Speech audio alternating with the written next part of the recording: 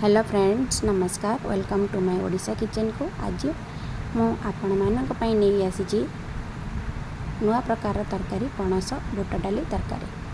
Eighty गोटे ताटिया बुट डाली आम बतुरिया ताको 3 घंटा छाड़ीदबा। भल भाव में बतुरी जीव। तापर एठी आम तरकारी पई पणस को काटी नबा। पणसटी मोर स्टोर ही रही जाइथिला बहुत दिन हेलानी। देखु ये पणसर कलर भी ये है आसी, तथापि काटिकी देखा।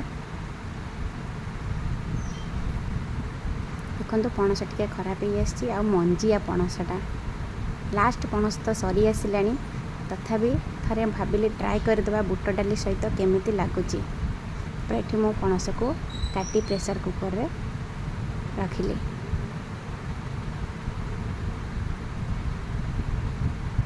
एठी मु आलू काटी नेली। आमे तो ओडिया घरर लोक आलू न खाइले आमर हबनी। आलू जो कौन से तरकारी न पड़ी से तरकारी आमको तरकारी भलिया ही लागेनी। आलू को मध्य काटी नेली। एठी मसला पाई नड़ियाटा कोरी नेली।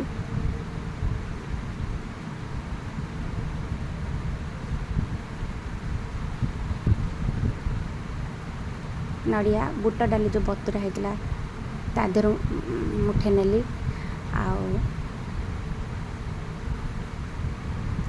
काजू 4-5टी, गोटे टमाटो आ गुड़ गोटे चामच। आपण चाहिए गुड़ न भी नहीं पारती। तापर एपटे पणस रे लुण हलदी दे सिझेदबा। गोटे ही सीटी देइथिली। एठी मसला बाटिकी रेडी करदेली।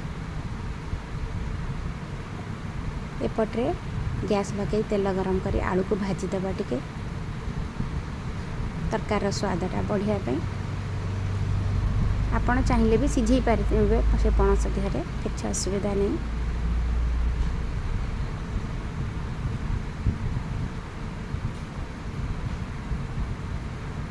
आलू आमर भल से भाजी आसला, तापर बाहर करदबा।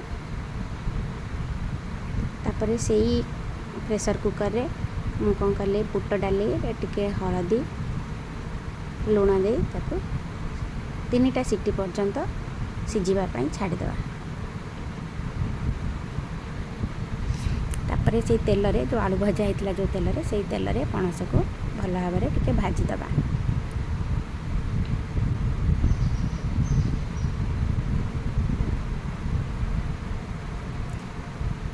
तापर कड़ाई के गरम करी तेल दे तेजपत्र हेंगू जीरा दे फुटेबा।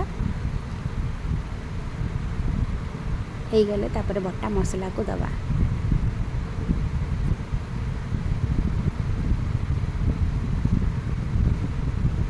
लुण हलदी दे पुणी भल भाव में गोलेबा। जीरा गुंड, लंका गुंड, गोलमरीच गुंड दे पुणी भल भाव में टिके मसलाटा गोलेबा।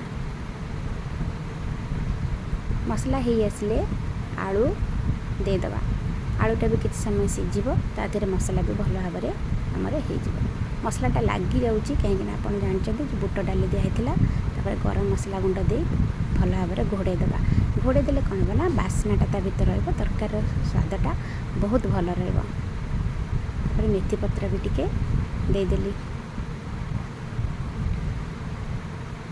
पानी देकी तरकारीटा को ये कले कारण लगी जाऊँगी बुट डाली बटा लगी जाऊँगी तलू को बेसी बसी जाऊँगी।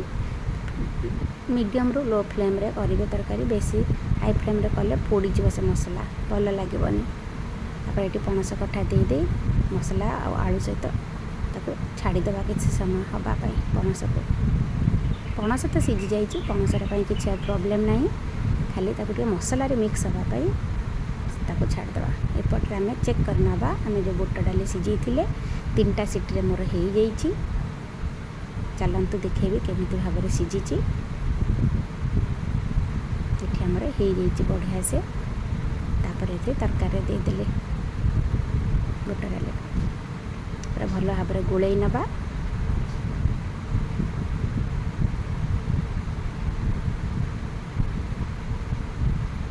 प्रस्तुत हो गला आमर पणस आलू बुट डाली तरकारी।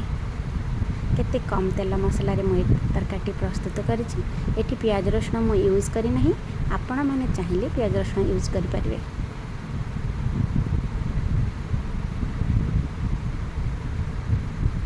देखंतु आमर रेडी हो गला आमर पणस आलू बुट डाली तरकारी।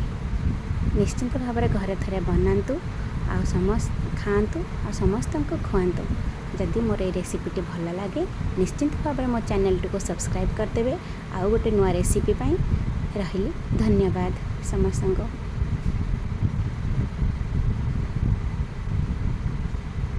चैनल को सब्सक्राइब करेंगे।